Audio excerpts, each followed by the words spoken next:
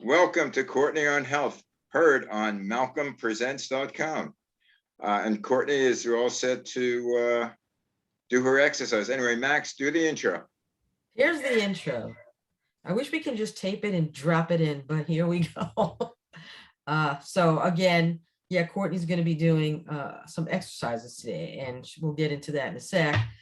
So hi to Malcolm and hi to Courtney. Welcome to Courtney on Health, which is a Zoomcast series about how to get through these still lingering COVID-19 times, with tips on nutrition and exercise given by Courtney Grabanese, registered dietitian and Master of Science degree in nutrition and applied physiology.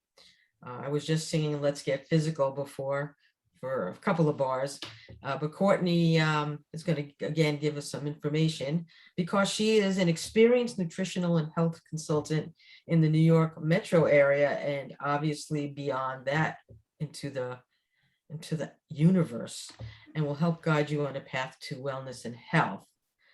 So some quotes today. We are what we repeatedly do. Excellence then is not an act, but a habit. And that's Aristotle. And I thought that related to exercise, and Courtney will bring that in. And also, you're only one workout away from a good mood.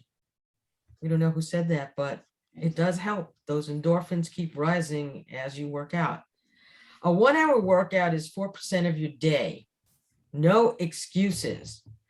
And that's by Lauren Gleisberg. A 7-minute workout is a mere blink of an eye within your day. So carve out 7 minutes of space for your body and, yes, your mind. And that's by Maxine Margot Rubin. I just threw that. I've heard of her. Yeah, I don't know. She's a person. So the 7-minute workout was popular a number of years ago, but it has recently resurfaced, most likely as a result of lockdowns during the pandemic or other reasons, who knows. Danielle Page said on the Today blog in January 2021 that before the pandemic, she was a fitness class junkie. She searched for virtual fitness options and came upon the 7-minute workout and found an app via an Apple, I think TV. Danielle began her journey into a quick and beneficial exercise program which fit her needs while working at home. Scientists at McMaster University in Hamilton, Ontario, and other institutions shows that even a few minutes of training and an intensity approaching your maximum capacity produces molecular changes within muscles comparable to those of several hours of running or bike riding. The 7-minute workout is comprised of 12 exercises which deploy only body weight, the use of a chair and a wall, which we see right here that Courtney has in her room there. So Courtney will explain and show us how this 7-minute workout can give you strength and endurance.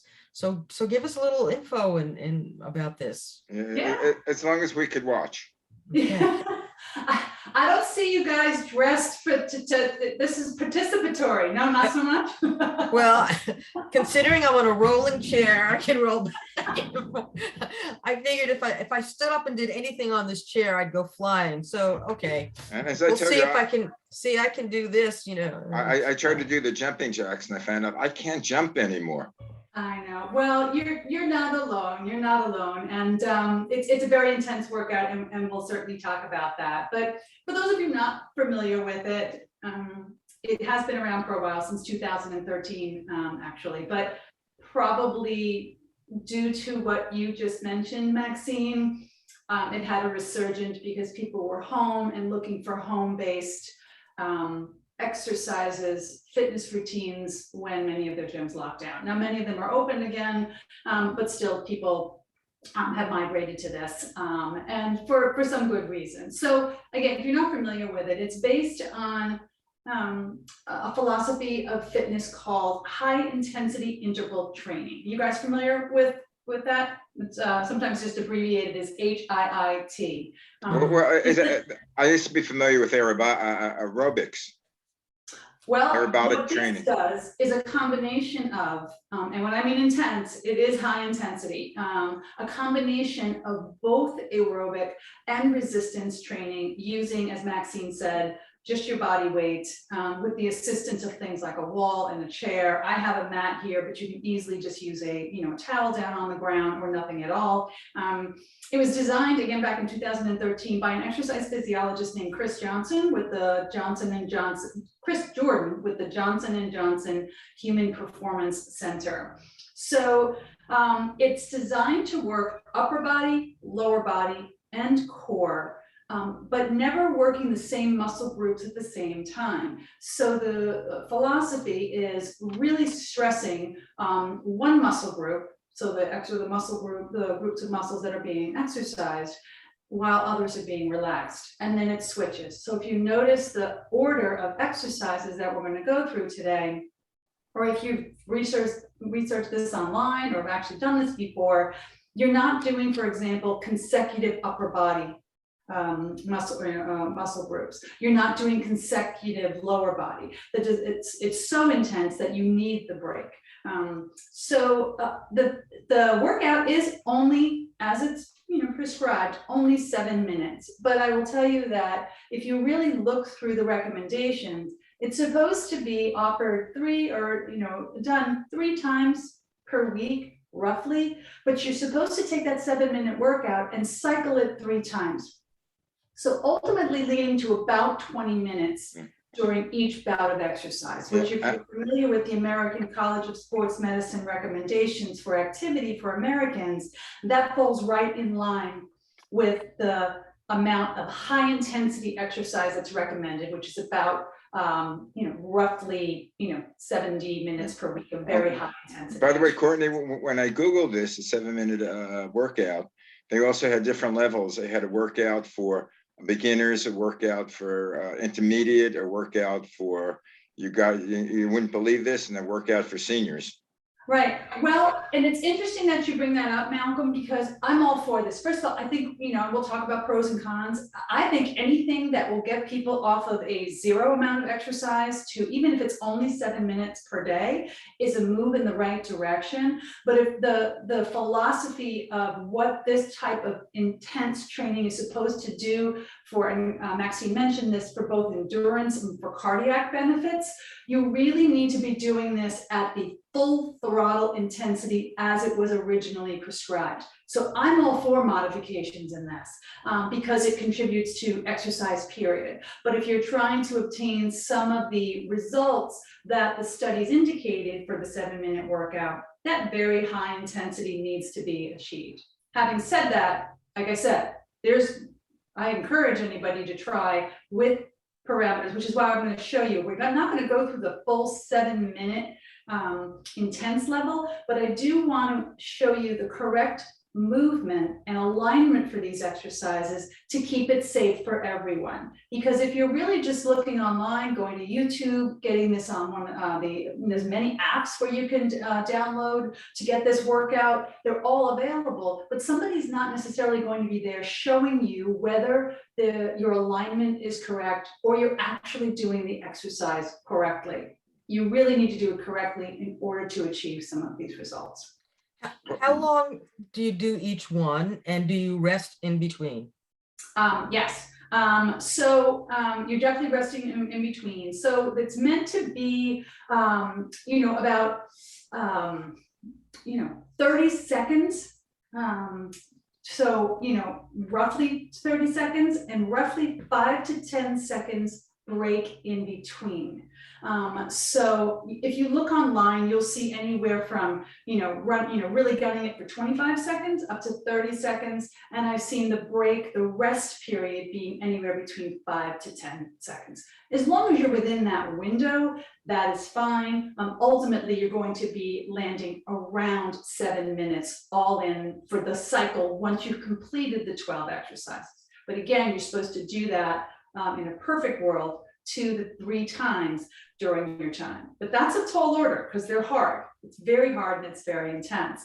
So it's meant to be very brief, very intense with a small break in between. And again, a combination of both aerobic and resistance training. So there are a lot of different high intensity interval training programs out there. The 7-minute workout is just one example of it.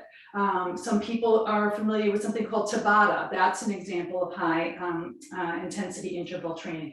There's different options out there. This is just one example, but they all have the common denominator of small bursts, very intense, short break period, and then you go on to the next exercise. Are they still doing Zumba? Zumba? In Yeah. the gyms, yeah. Dance. That's an exercise class. That's very different than this wonderful exercise. Dancing, it's a dance-based exercise fitness program, but very different than this.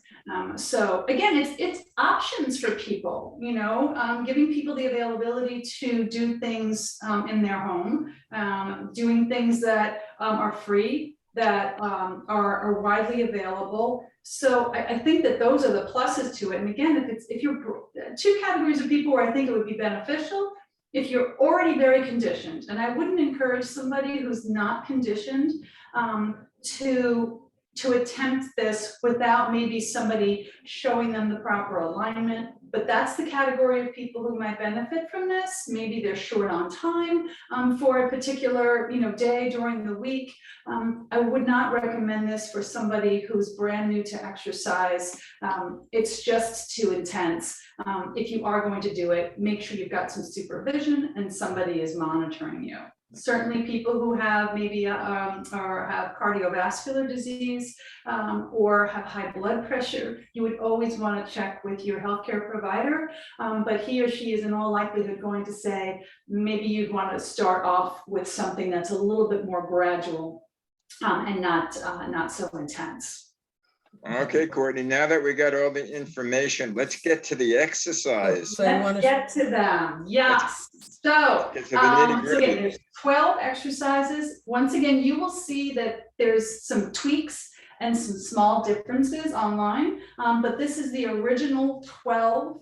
Again, you'll see some small variations in them. But we're going to start from the top. And again, you'll notice upper, lower. That's the whole idea behind it. So first one on the top of the list is a jumping jack. Again, as it's originally prescribed, this is a true jumping jack. Anybody who's done my classes or worked with me before knows I'm always showing. So Malcolm, there is a modified jumping jack that you could do. Yeah. That's not what we're doing here. You're doing the full scale jumping jack. Knees are soft, arms straight above your head, okay? And you want to try and land, okay, with as soft as foot as you possibly can. Knees are bent, not straight leg, okay? So you're going to do that for your, you know, your 30 seconds and really go.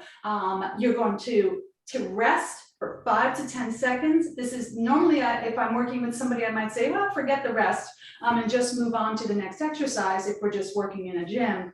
You're really going to need the rest here. The whole idea, once you get to the end of the 7 minutes, is to be completely spent. Okay, first one was the jumping jacks. Second one, wall sets. I think we've done this before when we were doing some core work and maybe some lower body work together. Find any sturdy wall door, doesn't matter what it is, as long as it's very stable. You're dropping down, so you've got a 90-degree angle. Now this is key. Okay, you want to make sure you have a very small space behind your lower back.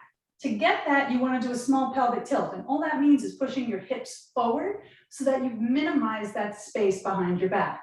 So you've got nice 90-degree angles here, nice sturdy wall behind you, pelvic tilt, so your lower back is fairly flush against the wall, and you sit. And that's all you do. For those of you who've done these before, it looks super easy until it creeps up on you and you've got nothing left and you fall to the floor. Yeah, So it looks like you simple. have everything but the chair underneath you. What's that? It looks like you have everything but the chair underneath you. I know to sit down I'm on. missing some furniture, right? Yeah, we're not. So second one, wall sits, right? Most people know a push-up. Few people do it correctly. In this case, and again, when I'm working with clients, I would say, okay, if you can't do a straight leg push-up, this is of course fine. Start on your knees. The original design of this is to do the old school push-up, hands underneath you, Feet behind you, your nose is down to the ground, your whole body comes down, not just your upper body. I see this a lot. It's not a head push-up, okay? The whole thing has to come down and back up. Breathing out on the exertion and up. Now you can adjust the position of your arms a little bit further out is fine, a little bit further in is fine, but you don't want your hands too close together or so far out that it's going to affect your ability to get all the way low to the ground and push yourself back up again. Shifting directions, abdominal crunch. Nice, again, you can be on the floor, carpet, towel, if you have a mat, fantastic. Knees are bent, okay? Fingertips behind your head. You're lifting up and coming down. Imagine there's a piece of fruit, like an orange, sitting in between your chest, your knee and your chest, your chin and your chest. That's the alignment that you want for your head. It's up and down, breathe out in the exertion. So you're going to go as fast as you can with good alignment. Okay. Next up on the list is going to be our step up onto the chair, which is why our chair is here. We're using this for step ups. We're using it for tricep dips. Make sure it's a sturdy chair. And I know this goes without saying, but no wheels, not even if they lock. I got wheels. Hey, there it is, Maxine. The wheels aren't gonna help me now. Working both sides of the body, whatever you do to one, you have to do to the next. Right foot up in this case, push up to the chair, back down, switch legs. Now it's your left foot up. Look at the alignment, 90 degrees, okay? And take a look at your back leg. Make sure it's not back here. You don't want to push up onto the chair in this position. You want nice straight angles, lots of support. Push up and come back down. You keep doing those throughout that cycle. Fast, fast, fast, with good alignment, come back down, and then we go into a squat.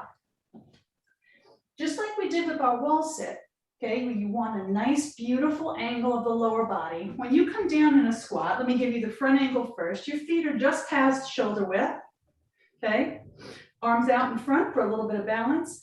Drop that tailbone back, you're looking up, push up through the heels, and straight. Here's the side angle. You don't want knees over your toes. You want tailbone back, knees over your heels. Arms out in front, drive up through the heels, come back up.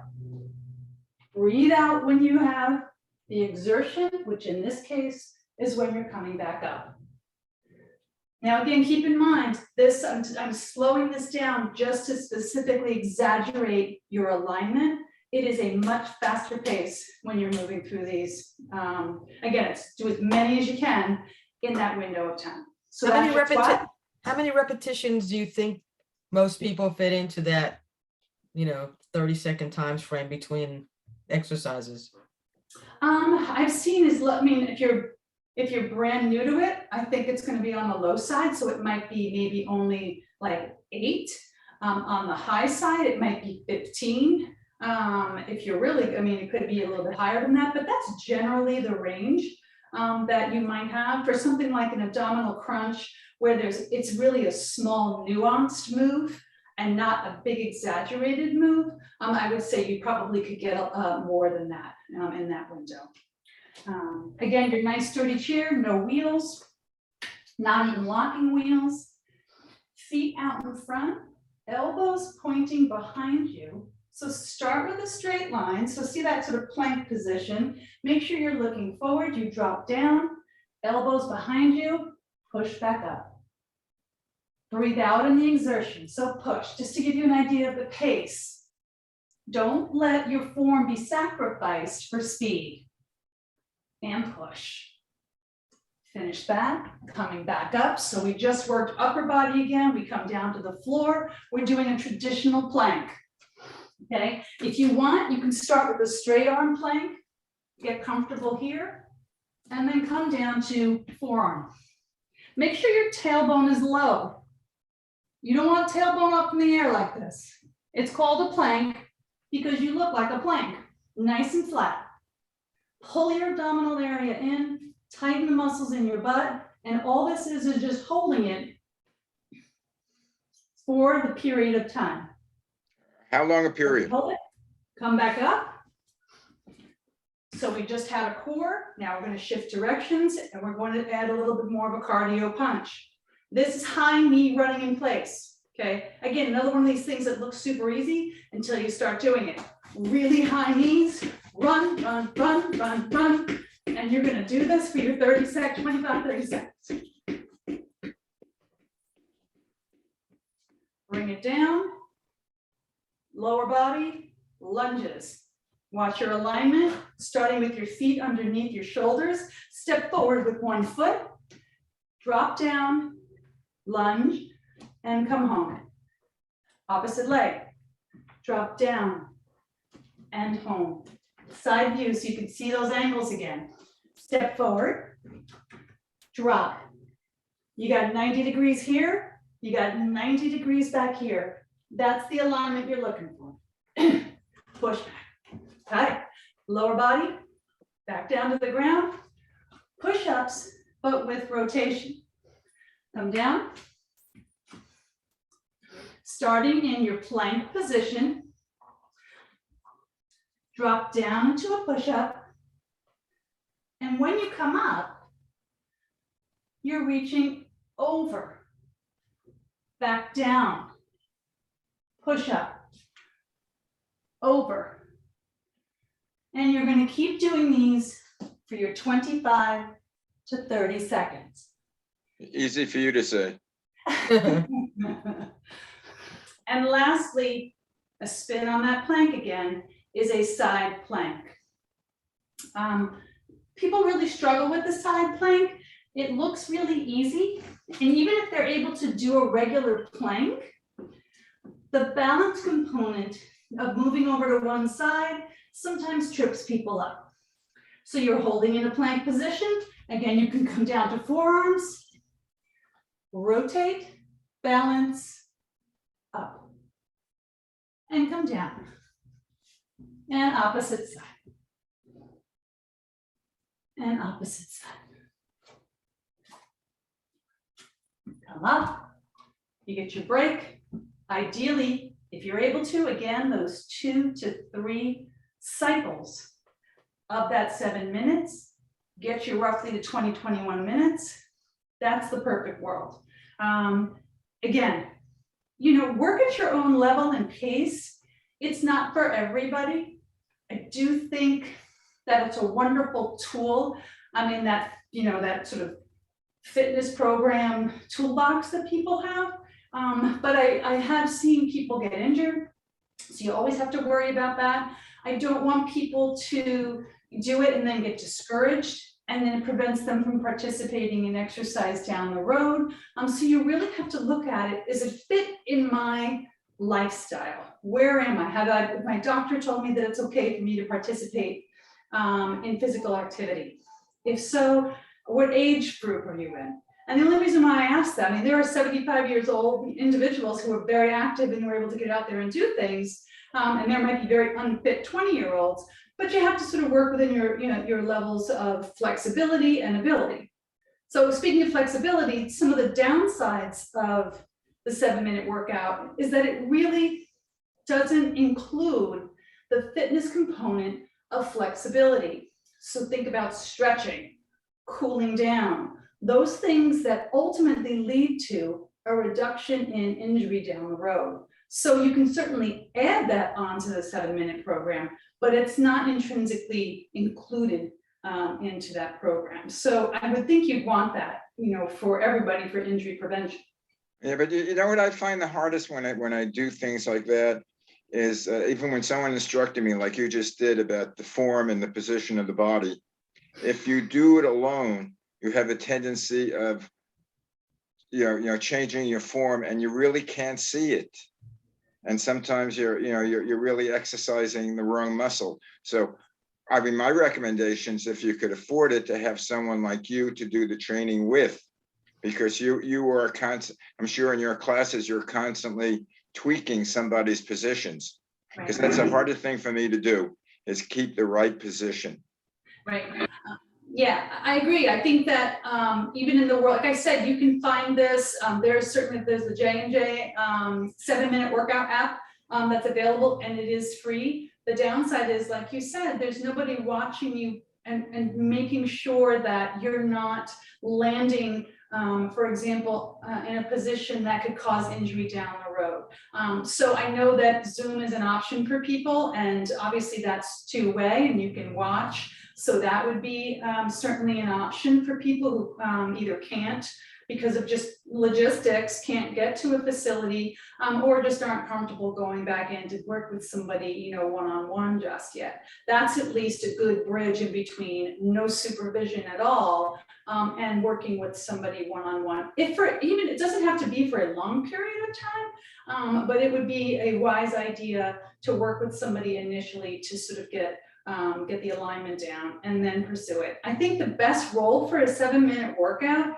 is really as a nice complement to other activities or another activity in your fitness program.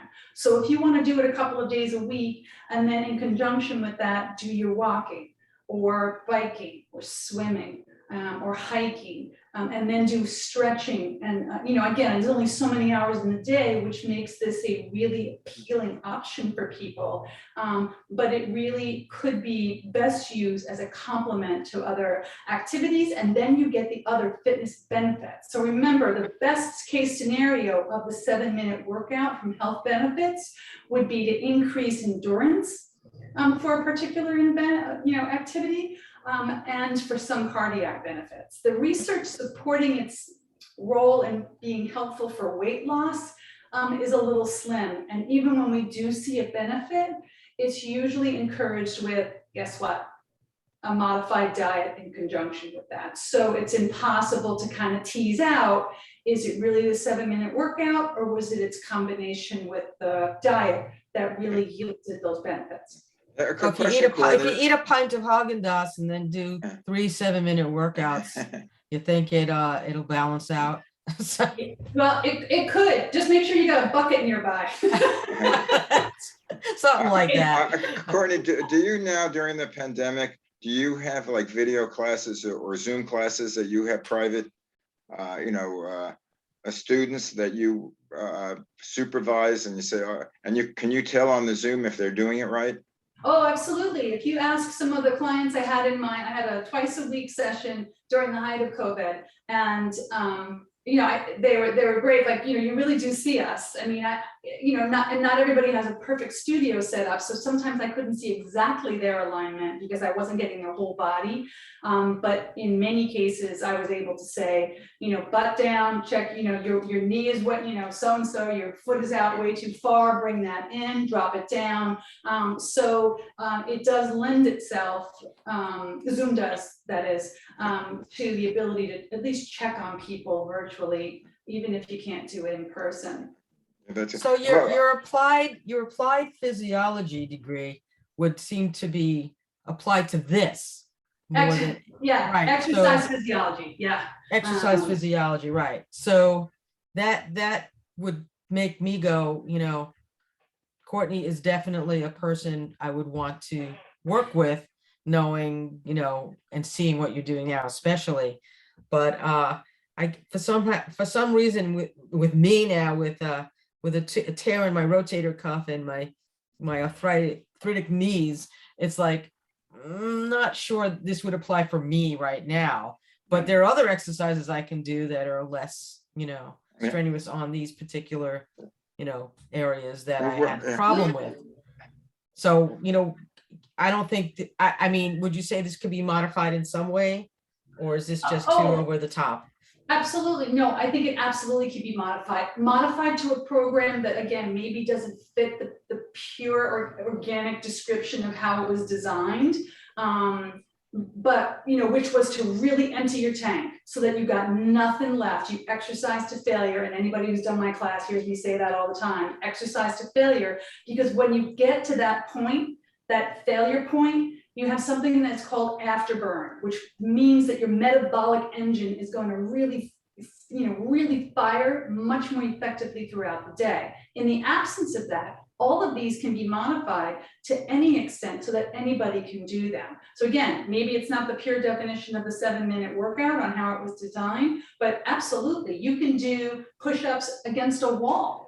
You don't need to go down on the floor, can't get down to the floor, that's okay. Let's do a push-up like this. In your case, Maxine, you'd want to be really careful about that shoulder injury. So, I would not recommend, for example, the very deep tricep dip that we did on that chair. Okay, that's too deep, but we might be able to do a wall sit. So there's lots of ways to modify it as it should be to meet your specific needs so that you get stronger, but you're also not going to increase your risk of injury.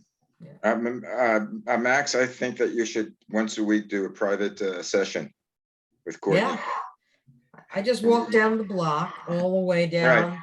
And then if I do a fast walk up the hill, that's And cardio. Although Maxine and I did have a walking meeting.